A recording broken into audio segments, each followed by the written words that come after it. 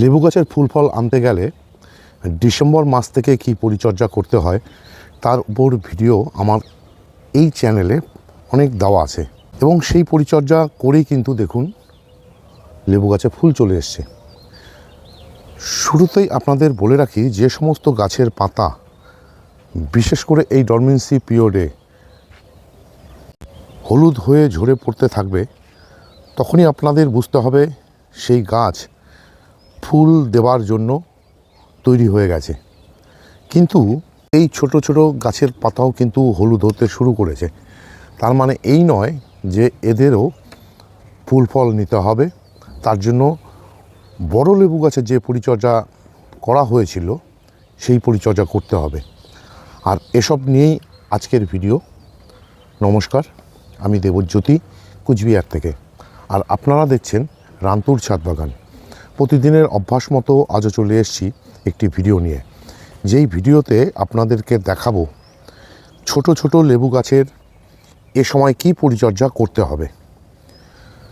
এখন যদি আমরা বড় গাছের মতন লেবু গাছের পরিচর্যা করে থাকি এই ছোট গাছগুলোর ক্ষেত্রে, তাহলে কি হবে, ফুল ফল হয়তো আসবে।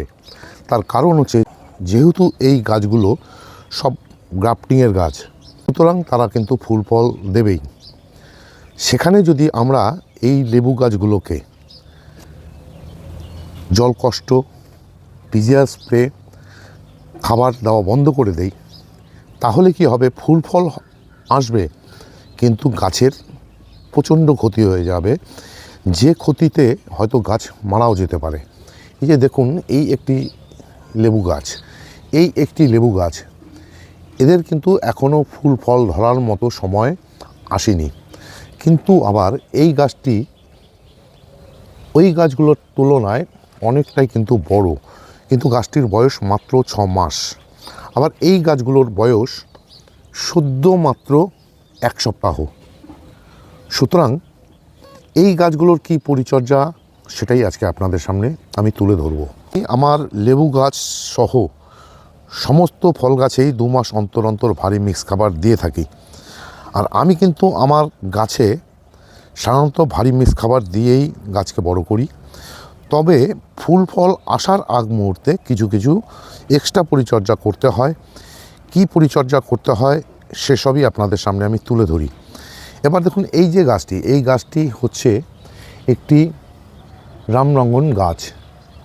এই গাছটিতে প্রচুর ফুল, প্রচুর ফল হয়, সেটা এই গাছ সম্বন্ধে আপনারা জানেন। কিন্তু গাছটির বয়স মাত্র 6 মাস।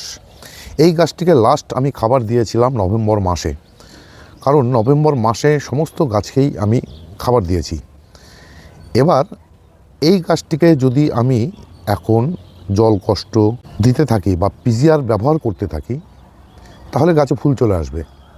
কিন্তু গাছটির যা বয়স, সে তুলনায় যদি গাছের থেকে 1-2টা ফুল বা ফল নেই, তাহলে কিন্তু গাছটির গ্রোথের অনেক সমস্যা দেখা দেবে এবং গ্রোথ না হতে পেরে গাছটির ড্যামেজ হতে শুরু করবে। তাই এখন আমাদেরকে বিশেষ করে এই গাছটির ক্ষেত্রে আমাকে কিন্তু একটি খাবার দিয়ে দিতে হবে।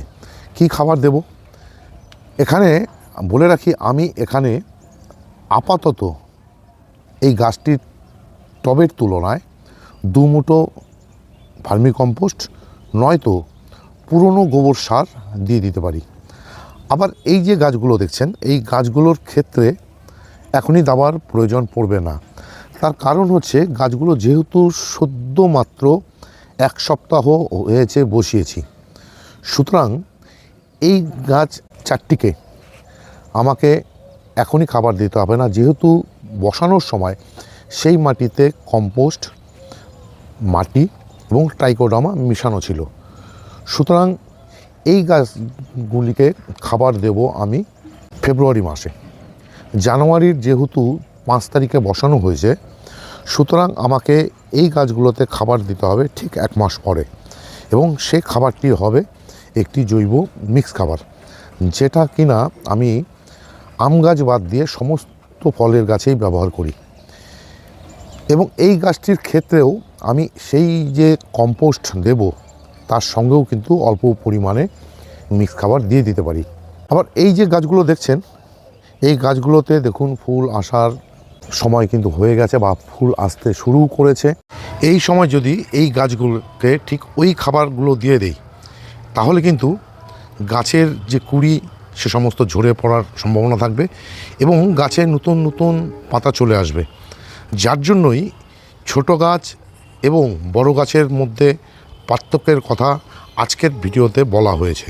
শুধুমাত্র যে সমস্ত গাছ, সে সমস্ত গাছের পরিচর্যার ক্ষেত্রে বর্তমানে যেটা করতে পারি আমি, সেটা হচ্ছে 1 সপ্তাহ পর যখন এই মাটি শুকিয়ে আসবে তখন হিউমিক অ্যাসিড দিয়ে দিতে পারি। এছাড়া দিয়ে দিতে পারি সপ্তাহে 1 দিন করে এখন 12-61-0 এনপিকে।